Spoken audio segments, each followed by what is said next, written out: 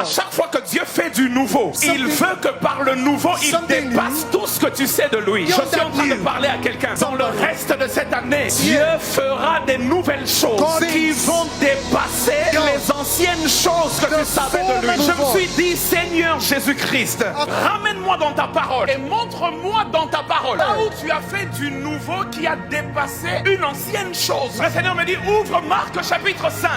Et quoi le problème dans le texte? Le problème dans le texte, puis que Jésus avait reçu l'onction, il avait guéri des malades, mais il n'avait jamais encore dans son ministère ressuscité un mort. Les gens étaient habitués à l'ancien, au Jésus qui guérit. Ils connaissaient le nouveau, le Jésus qui est capable de ressusciter le mort. Pour cela que quand la fille meurt, ils viennent décourager Jairus. Mais Jésus regarde Jairus et Jésus dit à Jairus, ne crains pas, crois seulement. Si il est venu vers toi, c'est-à-dire qu'il croyait déjà, il croyait pour la guérison, mais maintenant il doit croire pour la résurrection. Je suis venu dire à quelqu'un, si Dieu ne l'a pas encore fait dans le passé, il va le commencer avec toi. Crois seulement. Je suis sur le point de faire quelque chose que je n'ai jamais fait. Je suis sur le point de faire du nouveau. La Bible déclare que Jairus arrive et Jésus ressuscite sa fille. Et c'est la première fois dans le ministère de Jésus. Morts reviennent à la vie. Je suis venu dire à quelqu'un, pour le fils de la veuve de Naïn, il y avait au moins déjà la fille de Jairus comme preuve. Pour Lazare,